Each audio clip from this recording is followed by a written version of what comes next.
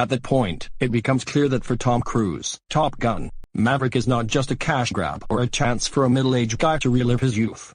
Instead, Cruise appears to believe he has been called back to duty for maybe the most impossible mission of his career, to save the movies themselves. Top Gun, Maverick is a 2022 American action drama film directed by Joseph Kosinski from a screenplay by Aaron Kruger, Eric Warren Simmer, and Christopher McQuarrie, and a story by Peter Craig and Justin Marks. It is the sequel to 1986's Top Gun. The film stars Tom Cruise, Miles Teller, Jennifer Connelly, Jon Hamm, Glenn Powell, Lewis Pullman, Ed Harris, and Val Kilmer. Cruise and Kilmer reprised their roles from the first film. The film had its world premiere at Cinemaking on April 28, 2022, before its theatrical release in the United States on May 27, 2022, by Paramount Pictures. Test pilot Captain Pete Maverick Mitchell has purposely dashed an advancement in rank after 30 years of service. One day Maverick is called to put in charge of training a group of Top Gun graduates for a specialized mission under the order of his fellow naval aviator friend and former rival Tom "Iceman" Kostanski, who is now a high-ranking 4-star admiral and served as commander of U.S. Navy Pacific Fleet. Among them is Lt. Bradley Rooster Bradshaw, the son of Maverick's late best friend and radar intercept officer Lt. Nick Goose Bradshaw. 17 reasons will be given why it has the need for speed. 1. Excellent acting from the cast, like Tom Cruise and Val Kilmer, who reprised their roles in 36 years after the previous movie, as well as the new cast members such as Miles Teller, Glenn Powell, Jennifer Connelly, Jon Hamm, Lewis Pullman, and Ed Harris. For much of the newcomers are introduced in the cast as various types of oppositional male egos, like the Boss, the Grudge, the Young Stud, Act. 2. As with Blade Runner 2049 and to a lesser extent Trainspotting 2, this is a perfect example how to make long-awaited legacy sequel for more than 10 or 20 years to the original classic done right. 3. Rather than performing in CGI, the film used the real F-18 planes and aircrafts for the filming to make it accurate to the real planes and aircrafts. Same can be also said for fake planes. What makes it even more amazing is because of this, the flight sequences actually look realistic. 4. The story isn't a rehash of the first movie, instead having the original story that not only the amazing love letter of the classics fans of the 1980s, but it is also emotional tribute to Tony Scott, the director of the first film, who originally planned to direct his next project sequel for Top Gun before he committed suicide in 2012, leaving the project in development hell for several years, although producer Jerry Bruckheimer remained committed to the project, especially given Cruise's and Kilmer's interest. 5. Many heartbreaking, heartwarming, and even funny moments throughout. Such as Mitchell's remorse since his friend Bradshaw's death and now has to teach his son whom he fears will suffer the same fate. 6. Very meaty and entertaining new characters from the film, like Hammond and Bob. Out of all new Top Gun graduates, Lt. Robert Bob Floyd seems to be the most popular thanks to his distinctive nickname/call sign, his endearing personality on the ground while also being extremely competent in the skies. It helps that he's played by Lewis Pullman, son of Bill Pullman, another actor whose most famous role is also that of the Ed/A-18 pilot. Lt. Natasha Phoenix Trace, portrayed by Monica Barbaro, is also popular as well for being the most prominent female Top Gun graduate in Ms. Fanservice, who is confident and good-natured, and turns out to be one of the best pilots trained under Maverick as well. Her Coulson Phoenix also gains her quite a number of Ace Combat fans as she shares a Coulson with Phoenix, one of the protagonist aces in the series. 7. Much like Gaff's cameo in Blade Runner 2049, Iceman's cameo is very special and heartbreaking as well, who has achieved the rank of Admiral and is serving as the commander of the U.S. Pacific Fleet as well as given speech to Maverick only to pass away days later. The way in which the film adapted Val Kilmer's current life situation was also clever and well done. 8. Excellent cinematography that makes you feel like you're flying in the air. 9. Breathtaking and excellent action sequences. The plane stunts done by Tom Cruise himself really adds it up. 10. Awesome pacing. Despite the 131 minutes runtime long, it perfectly balances with fast-paced and slow-paced scenes at the right moment so they don't seem to waste as much time.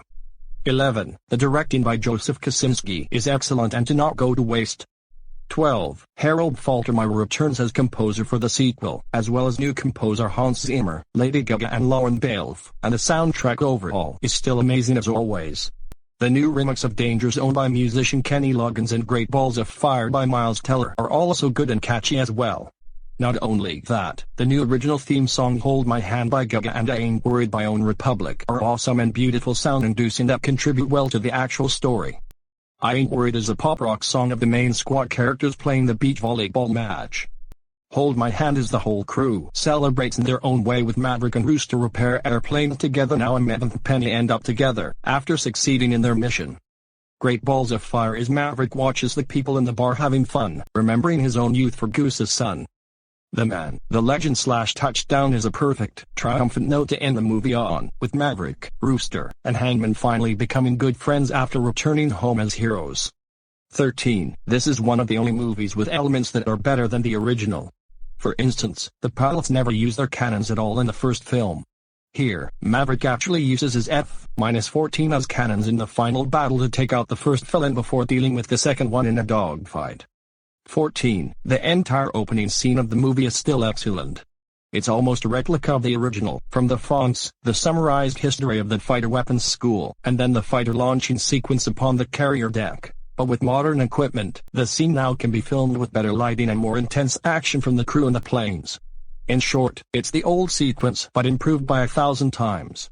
Oh, and let's not forget that Top Gun anthem and Danger Zone are still blasting back to back just like the original. 15. It manages to avoid too much nostalgia pandering, as it gives a combination of nostalgia and new elements. 16. Very likable characters from the first film, just like before, especially Maverick, Penny and Rooster. And lastly, 17. Much like Spider-Man, No Way Home, Top Gun, Maverick is a movie that saved cinemas again during the pandemic, since it was the second film to gross $1 billion, leading audiences returned to cinemas after that. After the teaser trailer arrived in July 2019, it was highly praised by fans alike, with many lauding the return of the series and some comparing it to Star Wars: The Rise of Skywalker. The Hollywood Reporter wrote that some fans noticed that the flag of the Republic of China, known as the Taiwan's flag, and the flag of Japan were missing from the bomber jacket of Cruise's character, and accused Paramount of removing it to appease China-based co-financier Tencent Pictures. However, the Republic of China and Japanese flags were later restored, as Tencent would end up pulling out of the production, leading to them being uncredited in the final film. The second trailer was released in December 2019, and a new Snapchat filter for the film was introduced by Paramount to engage young generation audiences. The early reviews of Top Gun: Maverick received tons of positive response, with acclaim for its jaw-dropping aerial action sequence, emotional weight, a worthy successor to the original film, Tom Cruise's performance, cinematography, thrills. It's also been said very emotional, phenomenal, and one of the best sequels as well as pictures. Upon its officially release in May 2022, despite a 30-plus year gap in between the original and the sequel, Top Gun: Maverick has very well received, who manages to be one of the best legacy sequels yet, alongside Blade Runner 2049. On the review aggregator website Rotten Tomatoes, 97% of 238 critics reviews are positive, with an average rating of .4010. The website for the critical consensus reads, Top Gun: Maverick pulls off a feat even trickier than a 4G inverted dive, delivering a long-belated sequel that surpasses its predecessor in wildly entertaining style. While the audience's consensus reads, if you love the original, or enjoy some good old-school action, you need to speed your way to a screening of Top Gun: Maverick. Metacritic, which uses a weighted average, assigned the film a score of 81 out of 100 based on 37 critics, indicating universal acclaim. According to Letterboxd, the film collected .25 score. During a Rebellion podcast dated August 3, 2022, filmmaker Quentin Tarantino stated, I love Top Gun: Maverick. I thought it was fantastic. I saw it at the theaters. That and Steven Spielberg's West Side Story both provided a true cinematic spectacle, the kind that I'd almost thought that I wasn't going to see anymore. A longtime admirer of the original Top Gun director, the late Tony Scott, and whom he worked with on True Romance and Crimson Tide, Tarantino added, there is just this lovely aspect because I love both Tony Scott's cinema so much, and I love Tony so much that that's as close as we're ever going to get to seeing one more Tony Scott movie. The respect and the love of Tony was in every frame. It was almost in every decision. It was consciously right there, but in this really cool way that was really respectful. And I think it was in every decision Tom Cruise made on the film. As of July 14, 2022, Top Gun: Maverick has grossed $606 million in the United States and Canada, and $602.5 million in other territories, for a worldwide total of $1.242 billion. It is the 22nd highest grossing film of all time, the 12th highest grossing film in the United States and Canada, the highest grossing film released solely by Paramount, and the highest grossing film of Cruise's career. The film also surpassed Transformers: Dark of the Moon, 2011, to become the highest grossing film distributed solely by Paramount Pictures worldwide. The film also surpassed Titanic, 1997, to become Paramount's highest grossing film at the domestic box office. On June 26, the film crossed $1 billion, becoming the second film to do so during the pandemic era after Spider-Man: No Way Home, as well as becoming the highest grossing film of 2022. In the United States and Canada, Top Gun: Maverick will be released alongside the Bob's Burgers movie, and is projected to gross $805,100 million in its opening weekend, with some estimates going as high as $130 million. It will play in 4,732 theaters, the widest release of all time.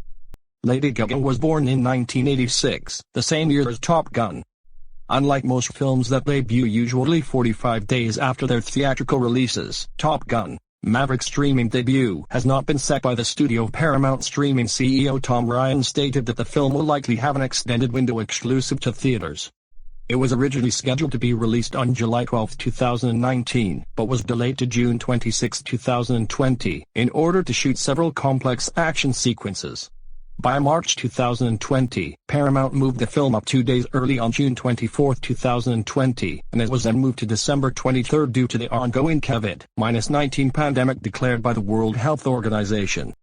On July 23, 2020, the film was delayed again to July 2, 2021, due in part to scheduling conflicts with Cruise, as well as the recent delays of Mulan and Tenet due to the rise of COVID-19 cases, and was further delayed to November 19, 2021, before finalizing the May 2022 release date.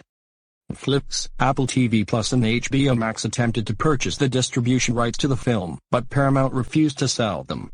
Jerry Bruckheimer, when asked about them and other streaming services attempting to purchase the distribution rights to the film at the film's premiere in Macon, said that the film had always had a big screen destination. At the film's premiere at Cannes, Cruise also denied that the film was going to streaming. The film was shot in IMAX format using IMAX-certified Sony Venice 6K full-screen cameras. Kosinski explained that the team spent more than a year with Navy forces to use the IMAX cameras inside the cockpit, with 4 cameras facing toward the actors and facing forward, in addition to cameras mounted all over the exteriors of the aircraft. He explained that the audience should feel the authenticity, strain, speed and gravitational forces, something that cannot be achieved through soundstage or visual effects, which needed a tremendous amount of effort and work. He added that more than 800 hours of footage has been shot for the film, exceeding the combined footage shot for the films in the Lord of the Rings trilogy. Tony Scott was setting up this film as his next directorial project. Sadly, a day before he was scheduled to meet with Tom Cruise, Scott committed suicide in 2012, leaving the project in development hell for several years, but producer Jerry Bruckheimer remained committed to the project, especially given Cruise's and Kilmer's interest. Val Kilmer and Ed Harris as well as Anthony Edwards in the archived footage were previously played Bravo, Echo and Blade Ranger from Planes series. In April 2022, Project Aces, the developers of the Ace Combat series, announced the release of an aircraft collaboration DLC for Ace Combat 7, Skies Unknown with Top Gun: Maverick, released on May 26, one day before the film's release. A free expansion based on Top Gun Maverick was also released for Microsoft Flight Simulator on the same day, containing the F/A-18E/F Super Hornet and fictional Darkstar planes as playable aircraft. An interactive website was also launched on the same month. This was Joseph Kosinski's second Legacy sequel after directing Tron Legacy in 2010.